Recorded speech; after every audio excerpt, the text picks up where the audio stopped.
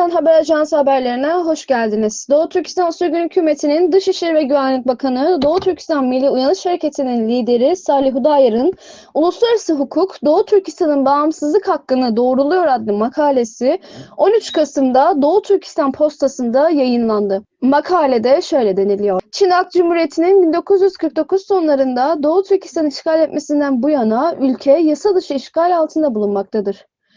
Buna rağmen onlarca yıldır Doğu Türkistan'ın egemenliği sorunu uluslararası hukuktan ziyade işgalci güçlerin amacını yansıtan anlatılarla çarpıtılmaktadır. Süregelen yanlış anlatılardan biri, Doğu Türkistan Devleti'nin Yalta'da yapılan büyük güç pazarlıkları yoluyla ortadan kaybolduğunu iddia etmektedir. Bugün bu anlatı Pekin tarafından değil, Uygur insan haklarını savunduğunu iddia eden bir örgüt tarafından Birleşmiş Milletler'in 2758 sayılı kararının kasıtlı olarak yanlış yorumlanmasıyla genişletilmektedir. Uygur İnsan Hakları Projesi tarafından yayınlanan son yorumlar, hukuki gerçekçilik kisvesi altında Çin devlet propagandasının temel unsurlarını tekrarlamaktadır. Yalta Konferansı'nı ve 2758 sayılı kararın Uygur egemenliğinin olasılığını tamamen ortadan kaldırdığını iddia etmektedir. Bu iddia yanlış, hukuken geçersiz ve siyasi olarak zararlıdır. Süregelen sömürgecilikten kurtulma ve ulusal kendi kaderini tayin etme mücadelesini tam olarak Çin'in aradığı sonuç olan kapanmış bir mesele gibi çerçevelendirmektedir. Özellikle Doğu Türkistan'ın bağımsızlık gününde bu tür yenilgici yorumların yayınlanması dayanışmayı zayıflatır ve işgal güçlerinin anlatısını destekler.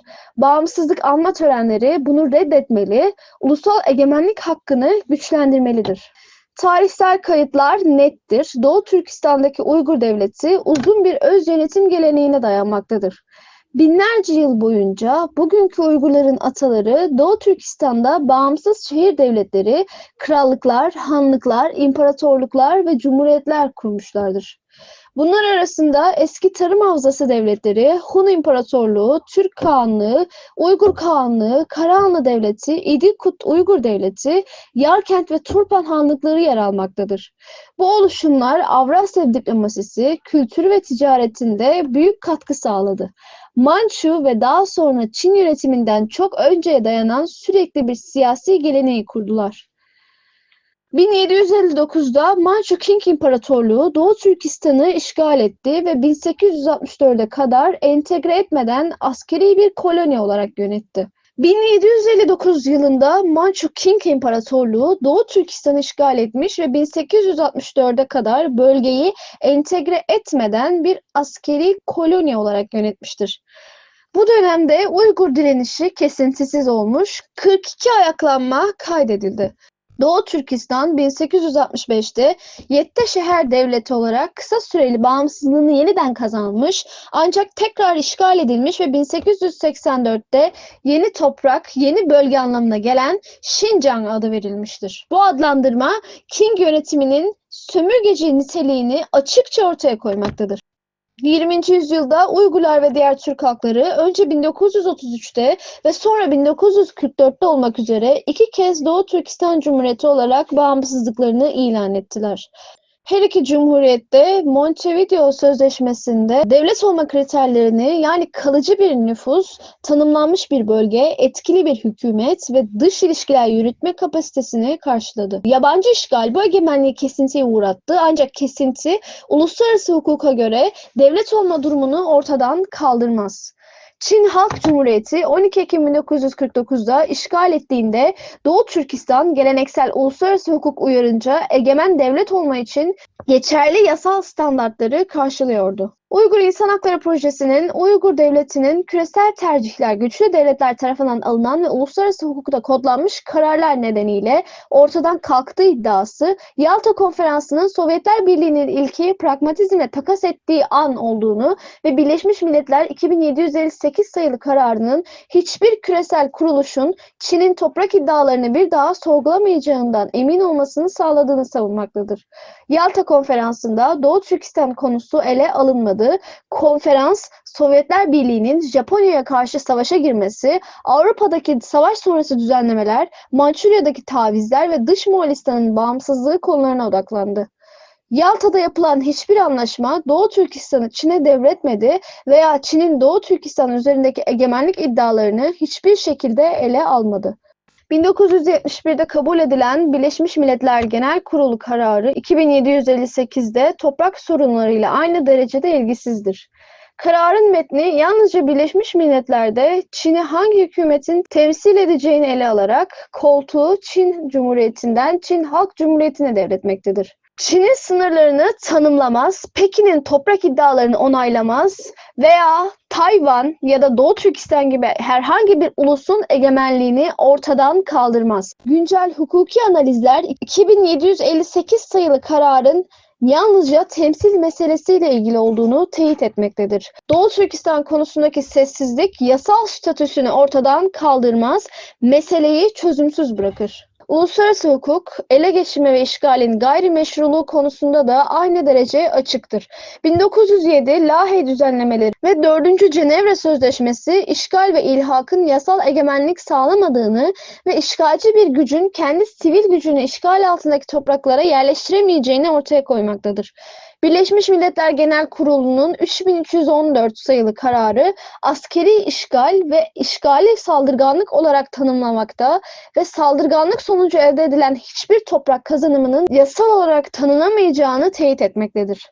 Bu standartlara göre Çin'in 1949'daki işgali ve devam eden sömürgeci egemenliği Doğu Türkistan üzerindeki devlet yönetimi meşru yönetim değil, saldırganlık ve işgaldir. Birleşmiş Milletler'in sömürgecilikten kurtulma çerçevesi, işgal ve sömürge egemenliği altındaki halkların teslimiyet değil, bağımsızlık haklarını teyit eder. Birleşmiş Milletler Genel Kurulu'nun 1514 sayılı kararı, sömürge ülkelerine ve halklarına bağımsızlık verilmesine ilişkin bildirge, tüm halkların tam özgürlük ve bağımsızlık egemenliklerini kullanma ve ulusal topraklarının bütünlüğüne ilişkin devredilemez bir hakka sahip olduğunu teyit eder ve her türlü sömürgeciliğe hızlı ve koşulsuz bir son verilmesini ister.